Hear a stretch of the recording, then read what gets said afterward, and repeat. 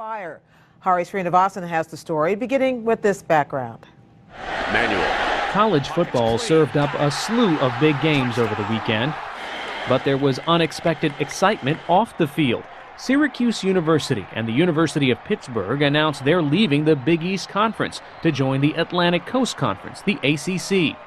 And officials at Texas and Oklahoma held meetings today to discuss leaving their conference, the Big 12.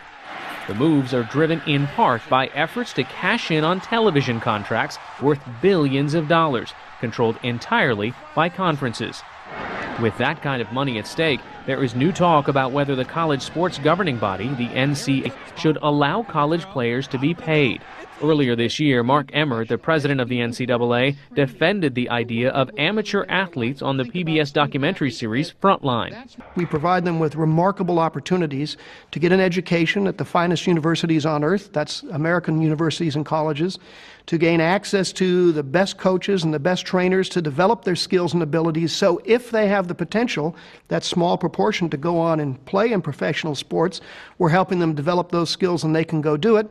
If they choose to not go on, or if they don't have those skills or abilities, then they get to go on in life and be successful as a young man or a young woman. Now, Pulitzer Prize-winning historian Taylor Branch has again raised pay for play in an explosive new article in the Atlantic magazine called The Shame of College Sports.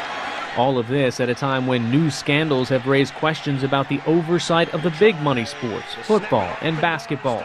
One high-profile case involves allegations that University of Miami football players received gifts, cash, and even prostitutes. And Cam Newton, last year's Heisman Trophy winner at Auburn, was the subject of an investigation after his father received funds from a booster. In all, at least 10 major football programs have faced investigations or punishment in recent months. Taylor Branch is the author of The Atlantic Story, which is on newsstands now and will be released as an ebook later this week, and he joins me now to talk about all this. Thanks for being with us. Thank you, Hari. So first, help us understand what you think the essential problem with big-time college sports is today. The essential problem is that we pretend that these adults are not entitled to a portion of the value that they earn. And we pretend that the problem with all of these scandals is that dirty athletes are getting money under the table. The problem is that we're not honest about it. Nowhere else in America do we forbid adults from seeking a portion of the highly valued services that they provide. And nowhere else would we think of saying, don't pay these people until I'm satisfied that it won't mess something up. Now, as the NCAA president said, they're getting an education, some to schools that they may never have had access to. Isn't that payment enough? They're generating billions of dollars on top of those scholarships. And we're saying that they should be amateurs. We don't tell anybody else. Amateurism it's like religion or idealism. It's something that one professes. It's not something you impose on someone else. Now, you don't buy the idea of amateurism, or this phrase called the student athlete that the NCAA uses. You call them in your article cynical hoaxes and legalistic confections. Explain that. I discovered that from the founder and architect of the NCAA himself, Walter Byers, who said that they invented the term student athlete to help colleges and the NCAA defend against workers' compensation suits from athletes who broke their necks in college. The colleges say, you were only doing that, you weren't working for the university, therefore you're not entitled to medical care or compensation. You were just like it was just like you were throwing a frisbee on the college lawn.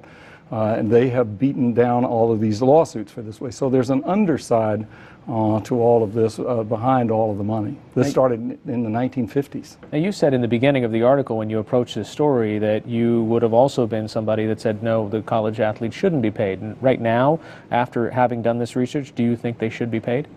Yes, I do. I think that one day we'll be amazed at our presumption that we've pretended that the problem is dirty money to these people who are working hard at two careers at once. And you used some very strong language in the piece. You said that you didn't want to use slavery. You don't consider them slaves, but you do say that it resembles colonialism and has an unmistakable whiff of the plantation. How so? Because we're pretending it's for their own good that we are denying them the right to earn a living from stuff that they've worked, from professions that they worked on and sweat and kill themselves on all the time. So it looks pretty bad to me. I'm not saying that any college should pay these players. I'm just saying that it is artificial and wrong to prohibit them from paying them by a cartel. There's no law that does it. It's only custom and fiat.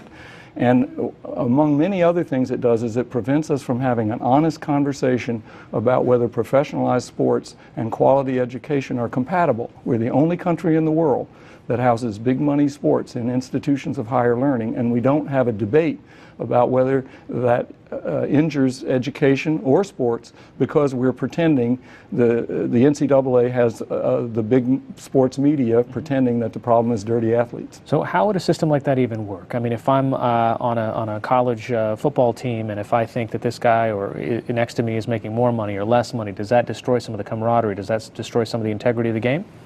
How about, does it destroy the camaraderie here at the NewsHour? It's the same thing. It's like the real world. It's also like the Olympics. The Olympics were amateur for a century, and people thought even more than college sports that it would ruin them if they went professional. They went professional and no one even noticed. They scarcely noticed, and the same thing could happen in college sports. I'm not saying that it would. I'm just saying that we're postponing all the questions behind a facade that exploits these athletes. Okay, now we did try to reach out to the NCAA. Mark Emmert, the president of the NCAA, wouldn't appear with you tonight, but we're hoping to hear from a representative on this matter. Now, in a recent op-ed in the USA Today, the NCAA does say, he says that academic standards, they're trying to increase those. They're also trying to increase the opportunity for multi-year scholarships. Do you think that the NCAA is making a good faith effort? I think they're doing some, actually, I'm glad you asked that. I do think that they're making some effort on academic standards, and the people I talked to about at the NCAA about the academic side seem to be doing a pretty good job. But on the amateurism side, which is where the big money is, I think that it's all smoke and mirrors, and it's like the Wizard of Oz. You also mentioned a couple of lawsuits that are coming against the NCAA that could have significant ramifications. If people haven't been following this or the Frontline story, well, kind of briefly summarize them. Why could they be so game-changing? Because the NCAA is threatened on many fronts with practical threats beyond the ones I mentioned in principle. Ex-students are suing the NCAA for making money off their old video games and college sports archives that they're selling, and they don't give a portion of it to the athletes long after they've left college. Congress is looking into the NCAA for denying athletes due process and for antitrust. Why don't they have a national college playoff? That's what a lot of this musical chairs in the conferences is about. The NCAA used to control all the TV revenue for football too. The football schools broke away, and if these giant conferences can put on a national football playoff without the NCAA, which it would be without the NCAA is terrified that they could put on the basketball tournament too and take that from the NCAA, which is 95% of its income. They get $771 million a year straight to the NCAA just for running this March Madness basketball tournament. If the football schools took that, the NCAA would collapse into an impotent rule-making body. All right, Taylor Branch, thanks so much for your time today. Thank you.